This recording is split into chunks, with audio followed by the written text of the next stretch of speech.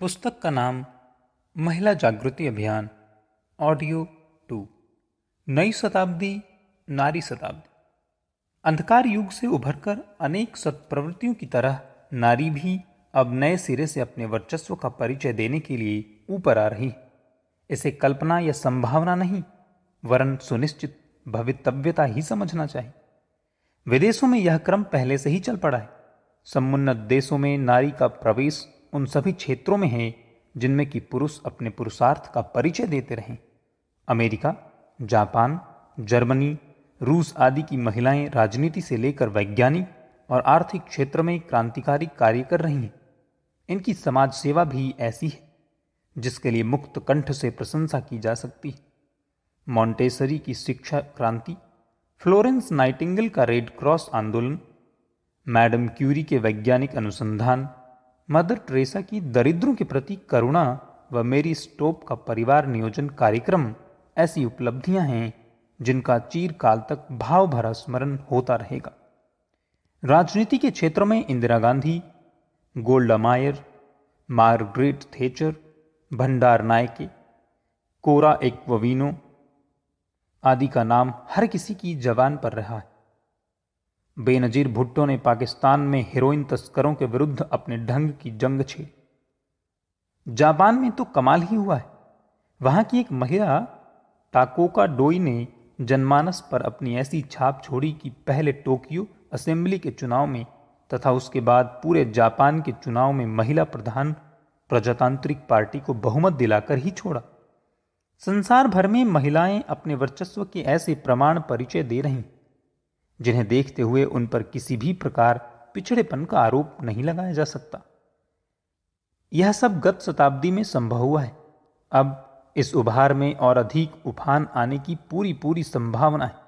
इसके लक्षण भी पग पग पर प्रमाणों के साथ सामने आ रहे हैं। उदाहरण के लिए भारत के एक छोटे प्रांत केरल को लिया जा सकता है। वहां की लड़कियों ने शिक्षा के क्षेत्र में अग्रगामी होकर भारत के अन्य सभी क्षेत्रों को पीछे छोड़ दिया है। स्कूल में प्रवेश पाने के बाद ग्रेजुएट होने से पूर्व कोई पढ़ाई बंद नहीं करती, वरन आगे भी अनेक क्षेत्रों में योग्यता बढ़ाने का क्रम यथावत बनाए रखती। महिलाओं ने आग्रहपूर्वक सरकार से यह कानून पास कराया कि 26-27 वर्ष से कम की महिलाएं और 29 वर्ष से कम आयु का कोई पुरुष शादी न कर सके। इन प्रयासों के 3 सत्परिणाम सामने आए हैं। एक तो यह कि प्रगति पथ में पग पग पर रोड़ा अटकाने वाली जनसंख्या वृद्धि संतोषजनक ढंग से रुक गई है। दूसरे, वहां के शिक्षितों ने देश विदेशों में आजीविका पाने में आश्चर्यजनक सफलता पाई है।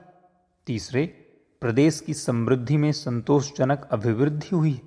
फलतः सरकार ने जनता को खाद्य पदार्थों की कीमतों में असाधारण छूट दी है। अपराधों की संख्या नाम मात्र को रह गई है।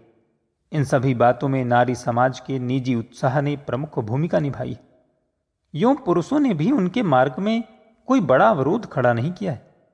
केरल की एक महिला तो अमेरिकी नौसेना विभाग में बड़े ऊंचे पद पर रही है। यह गत शताब्दी में हुई नारी प्रगति की हल्की सी झलक मात्र है।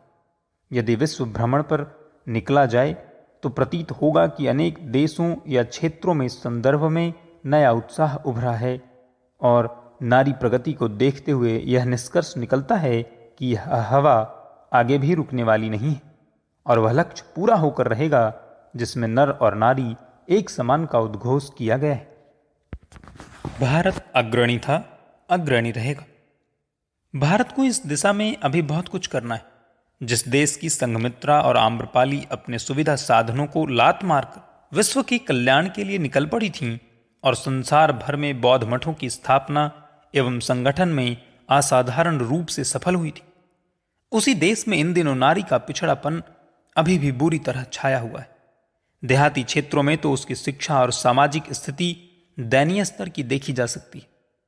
फिर भी समय का परिवर्तन इस पिछड़े क्षेत्र में भी चमत्कार प्रस्तुत करने के लिए कटिबद्ध हो रहा है और प्रगतिशीलता की नई उमंगें उभर रही हैं। भारत में पंचायती राज स्थापित होने की भूमिका बनाई गई है। साथ ही चुने हुए पंचों में नारी को 30% अनुपात से चुने जाने की घोषणा हुई है। आशा की गई है कि वह अनुपात प्रांतीय और राष्ट्रीय स्तर पर भी ऊंची मान्यता प्राप्त करेगा।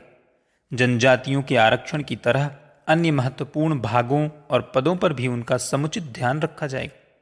समय की इस मांग को किसी के द्वारा भी झुठलाया नहीं जा सकता।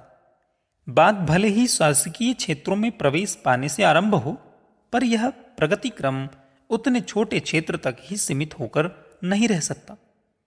यह प्रतीक मात्र है कि उनकी उपयोगिता समझी जाने लगी और समुचित सम्मान मिलने की प्रथा चल पड़ी है। सुधारने संभालने के लिए अभी अगणित क्षेत्र खाली पड़े। उन्हें सुव्यवस्थित करने की जिम्मेदारी नारी के कंधों पर अनायास ही बढ़ती चली आ रही। सहकार का महत्व समझ में आने लगा है और यह अनुभव किया जाने लगा है कि टांग पकड़कर पीछे घसीटने का भौंडा खेल हर किसी के लिए हर दृष्टि से हानिकारक और कष्टदायक ही हो सकता है। अगले दिनों नारी स्वाभाविक रूप से अधिक समर्थ, कुशल और सुसंस्कृत बनने जा रही है। यह उसके नवजीवन का स्वर्णिम काल है। वर्षा ऋतु आए और हरियाली का महत्व दिख न पड़े, यह हो ही नहीं सकता। वसंत का अवतरण हो और पेड़ पादपों पर रंग बिरंगे फूल न खिलें, यह हो ही नहीं सकता। प्रभात उगे और अंधकार एवं निस्तब्धता का माहौल बना रहे, यह अनहोनी होती दिख पड़े, इसकी आशंका किसके मन में रहेगी। नारी युग की अधिष्ठात्री धरती की देवी अपनी गरिमा सिकोड़े समेटे और दबाए दबोचे बैठी रहे। यह विपन्नता क्यों, कैसे और कब तक बनी रह सकती?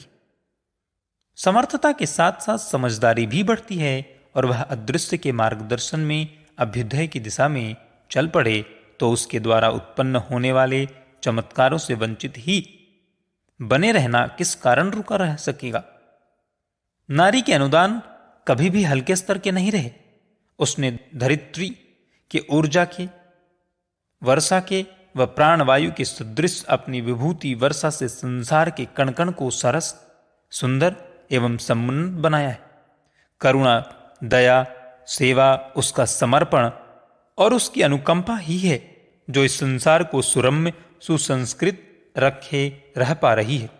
अगले दिनों तो उसे अपनी महत्ता का परिचय और भी बढ़ चढ़ कर देना है। प्रतिकूलता को अनुकूलता में, पतन को उत्थान में और समस्याओं का समाधान प्रस्तुत करना अगले दिनों उसी का अग्रगम्य अनुदान होगा। यह सब कुछ अनायास ही नहीं हो जाएगा। नियति चाहे कुछ भी क्यों न हो, पर उनके लिए पुरुषार्थ तो करना ही पड़ता है। बुद्ध और गांधी जैसी देवात्माएं विश्व कल्याण के लिए अवतरी हुई थी, पर यह लक्ष्य अनायास ही पूरा नहीं हो गया। उन्हें स्वयं तथा उनके सहयोगियों को निर्धारित लक्ष्य तक पहुंचने के लिए त्याग और साहस भरे प्रयत्न करने पड़े थे। हनुमान और अर्जुन महाप्रतापी बनने के लिए जन्मे थे। उन्हें दैवी अनुग्रह भी विलुप्त परिमाणों में प्राप्त था, पर यह भुलाया नहीं जा सकता कि उन्हें अपने साथियों सहित असाधारण पुरुषार्थ का परिचय देना पड़ा था। अनायास तो सामने थाली में रखे भोजन को अपने आप मुंह में प्रवेश करते और पेट में पड़कर क्षुधा निवारण करते नहीं देखा गया। फिर युग अवतरण के लिए संभावित नारी पुनरुत्थान भी अपना उचित मूल्य मांगे तो उसमें आश्चर्य ही क्या है। प्रत्यक्षतः तो शिक्षा, स्वावलंबन, परिवार पोषण व कला कौशल जैसे क्षेत्रों में नारी का सहयोग करने भर से काम चल रहा है।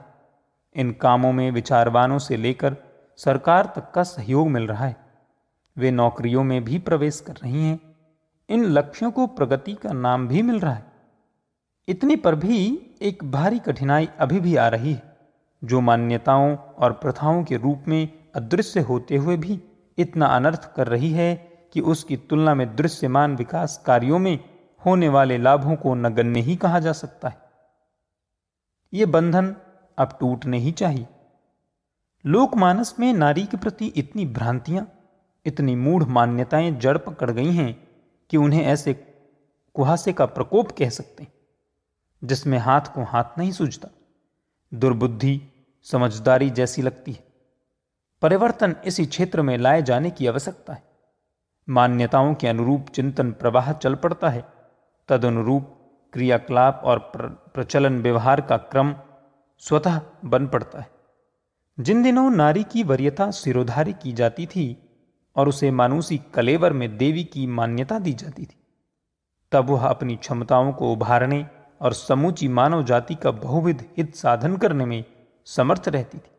परिवारों की नररत्नों की खदान बना देने का श्रेय उसी के जिम्मे आता था, पर जब उसे उस उच्च पद से हटाकर मात्र पालतू पशु के समतुल्य समझा जाने लगा तो स्वाभाविक ही था कि वह असक्त, असुरक्षित और पराधीनता के गर्त में अधिकाधिक गहराई तक गिरती चली गई।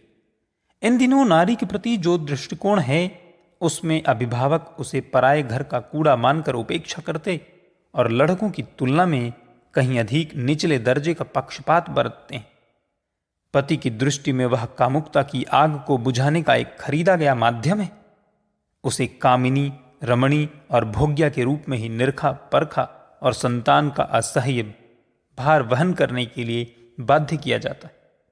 ससुराल के समूचे परिवार की दृष्टि में वह मात्र ऐसी दासी है जिसे दिन रात काम में जुटे रहने और बदले में किसी अधिकार या सम्मान पाने के लिए अनाधिकृत मान लिया जाता है।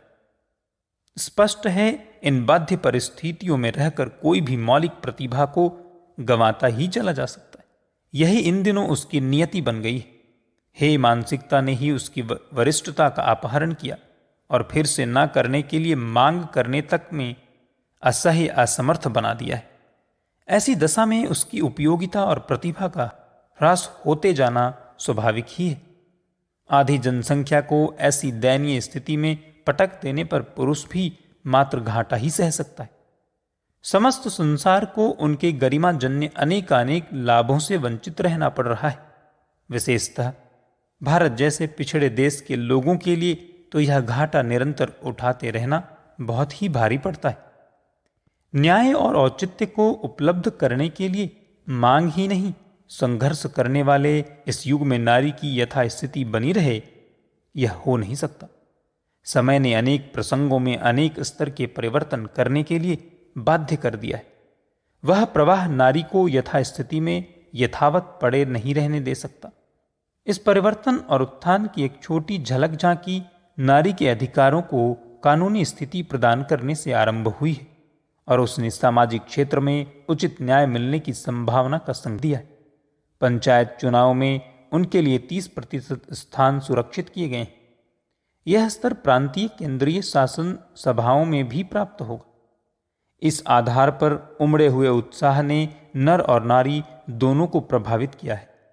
नारी सोचती है उसे हर दृष्टि से शासित ही बने रहने की व्यवस्था ही क्यों वहन करना चाहिए। जब शासन में भागीदार बनने के लिए उसे अवसर मिला है, उसे वह गंवाए क्यों? और भविष्य में अपने वर्ग को उच्च अधिकार दिलाने का, स्वागत करने का मानस क्यों न बनाए?